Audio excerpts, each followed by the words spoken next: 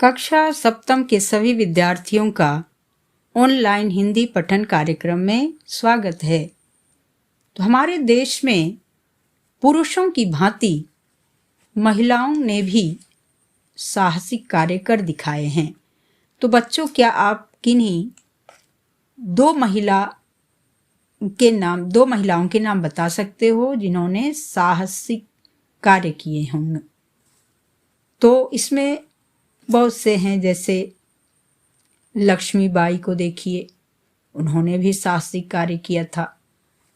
और उसी तरह आज हम देखते हैं कि बछेंद्री पाल, अरुणिमा सिन्हा, तो इन सब ने साहसिक कार्य करके दिखाए हैं।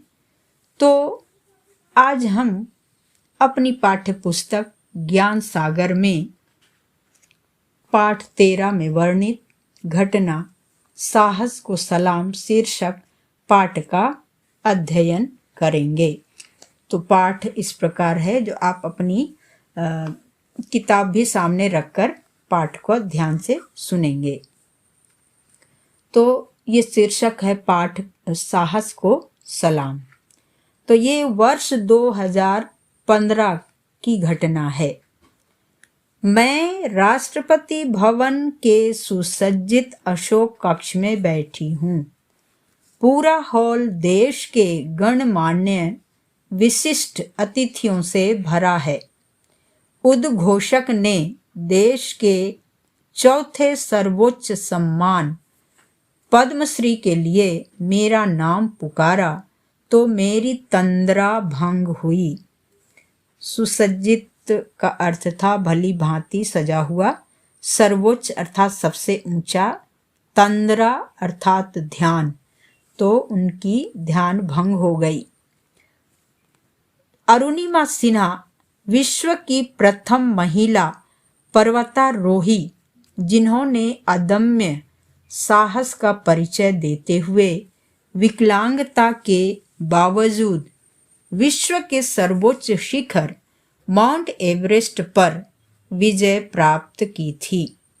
पूरा अशोक हॉल करतल ध्वनि से गूंज रहा था। मैं माननीय राष्ट्रपति जी से पद्मश्री प्राप्त कर रही हूँ, पर मैं स्वयं को रेल की पटरियों पर पड़ा पाती हूँ। मेरी बाईं टांग घुटने के नीचे से कट गई है। दूसरी टांग भी जख्मी है, अर्थात घायल है। मेरे ऊपर से एक के बाद एक ट्रेन धड़धड़ाती हुई गुजर रही है। रीढ़ की हड्डी में भयानक पीड़ा हो रही है, वह भी कई जगह से टूट गई है।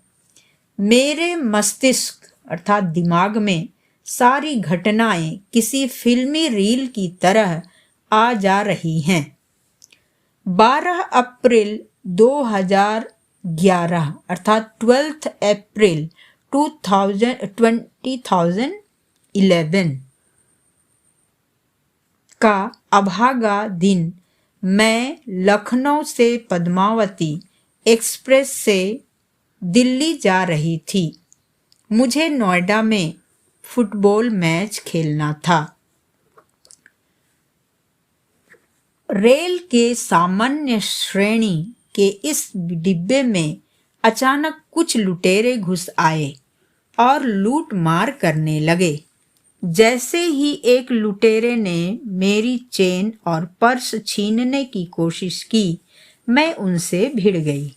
मैं अकेली और लुटेरों का पूरा गिरोह था।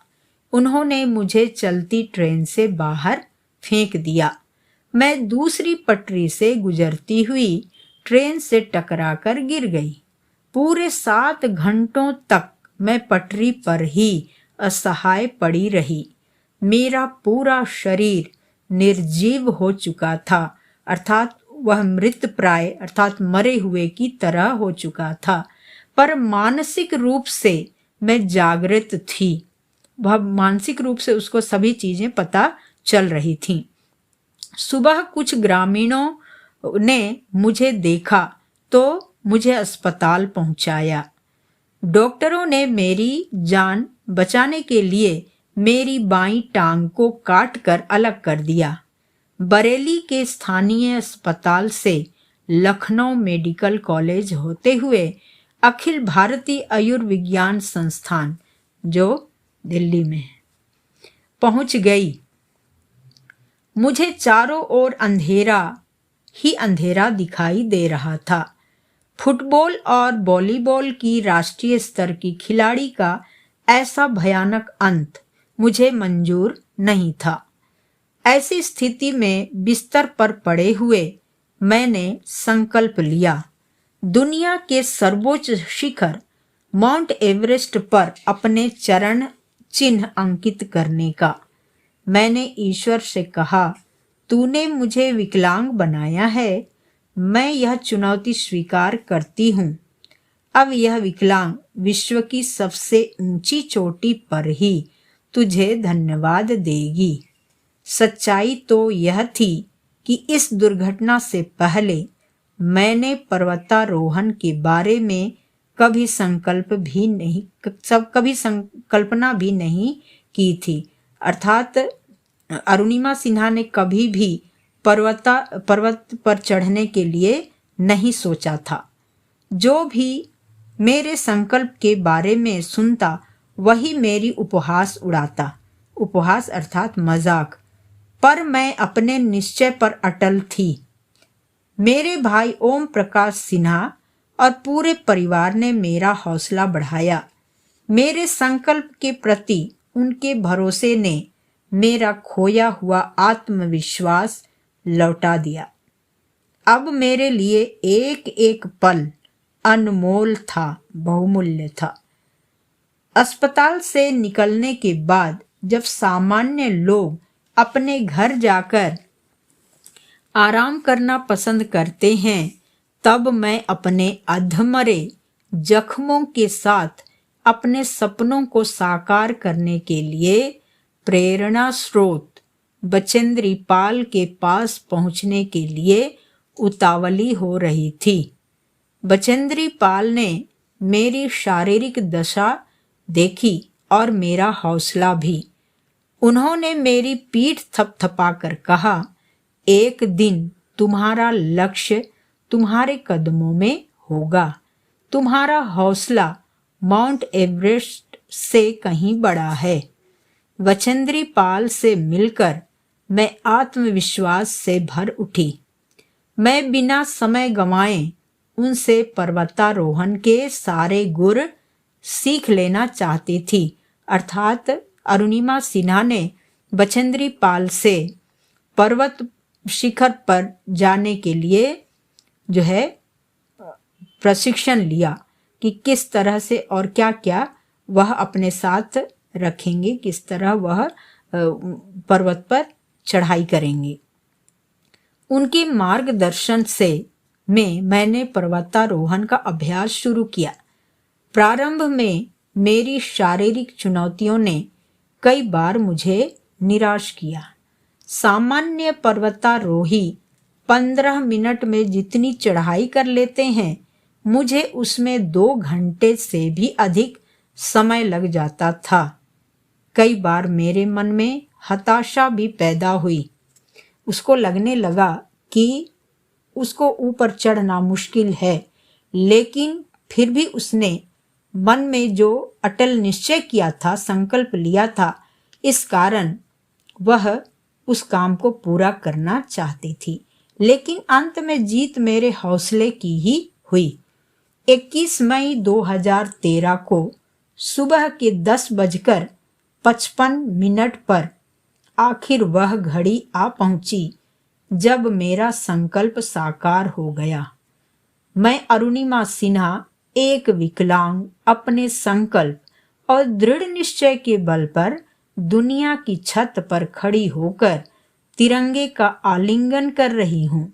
मैं चीख चीख कर दुनिया को बताना चाहती हूँ कि मैंने उन लुटेरों को जवाब दे दिया है जिन्होंने मुझे एक अबला समझकर ट्रेन से बाहर फेंक दिया था।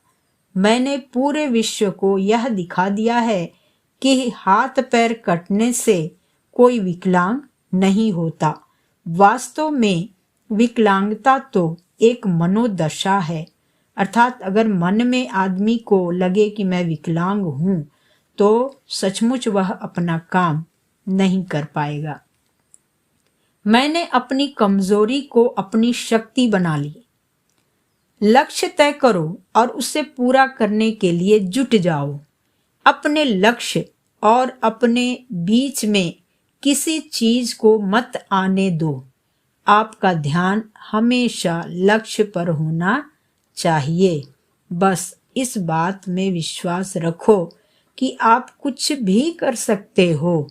यदि आपकी इच्छा शक्ति इतनी दृढ़ है तो कोई बाधा आपके मार्ग को नहीं रोक सकती है। मेरा जीवन इस बात का जीवंत प्रमाण है, जीता जागता प्रमाण है। खुद पर विश्वास, दृढ़ इच्छा शक्ति और अपने लक्ष्य के प्रति संपूर्ण समर्पण, यही सफलता का राजमार्ग है। आप भी इस चीज को ध्यान रखें कि अपने ऊपर हमेशा विश्वास रखना चाहिए और किसी भी चीज को सीखने के लिए, जानने के लिए दृढ़ इच्छा शक्ति का होना और जो आपका लक्ष्य है उस लक्ष्य के प्रति पूरी तरह से आत्मसमर्पण करना चाहिए अपने आप को। यही सफलता का राजमार्ग है, यही आपको सफलता के मार्ग पर ले जाने वाला है। इस मार्ग पर चलकर तो देखिए आपका स्वप्न भी साकार हो जाएगा।